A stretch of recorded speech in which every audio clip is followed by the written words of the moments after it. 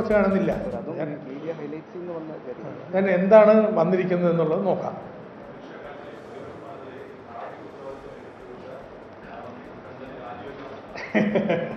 അത് ആ മോഹമായാലും നടക്കില്ല, ഉടനല്ല പിന്നീട് നടക്കാൻ പോണില്ല. കാരണം അത്തരത്തിലുള്ള ഒരു ബഡ്ജറ്റ് ഡോക്യുമെന്റും ചോർന്നിട്ടില്ല.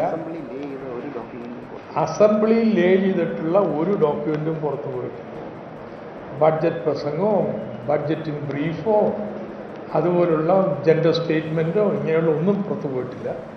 പുറത്തു പോയായിട്ട് ഇപ്പം എനിക്ക് മനസ്സിലാക്കാൻ കഴിയുന്നത് മാധ്യമപ്രവർത്തകർക്ക് വിതരണം ചെയ്യാൻ വേണ്ടി സാധാരണ ഈ ബഡ്ജറ്റ് പ്രസംഗം നടന്നുകൊണ്ടിരിക്കുന്ന വേളയിൽ തന്നെ പലപ്പോഴും കൊടുക്കുന്ന മീഡിയ ഹൈലൈറ്റ്സ് അത് പുറത്തു പോയിട്ടുണ്ട്.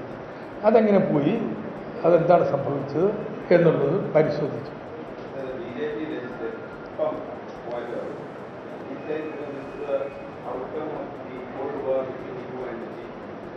UN? This kind of silly stuff, why should I respond here?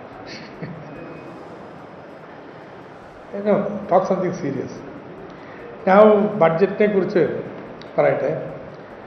കഴിഞ്ഞ ബഡ്ജറ്റിന് തുടർച്ചയായിട്ട് വേണം നിങ്ങളിതിനെ കാണുന്നതിന് വേണ്ടിയിട്ട്.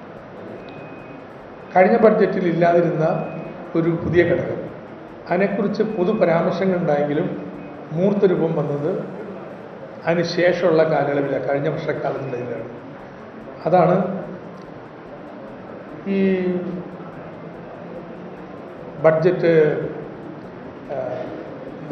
മിഷനുകൾ, ജനകീയ ആസൂത്രണം. ഈ ബഡ്ജറ്റിലൂടെ ആ ഇനീഷ്യേറ്റീവ്സിന് കൃത്യമായിട്ടുള്ള സാമ്പത്തിക പിന്തുണ ഉറപ്പുവരുത്തുന്നതിന് കഴിഞ്ഞിട്ടുണ്ട്. അത് ആർദ്രം പരിപാടിയിൽ, അതുപോലെ തന്നെ വിദ്യാഭ്യാസ സംരക്ഷണ യജ്ഞത്തിൽ ഒക്കെ പ്രത്യേകിച്ച് നോക്കിയാൽ കാണാൻ കഴിയും. കൃത്യമായിട്ട് അതിനുള്ള ഒരു ധനകാര്യ പിന്തുണ ഈ ബഡ്ജറ്റ് വഴി നൽകിയിരിക്കുകയാണ്.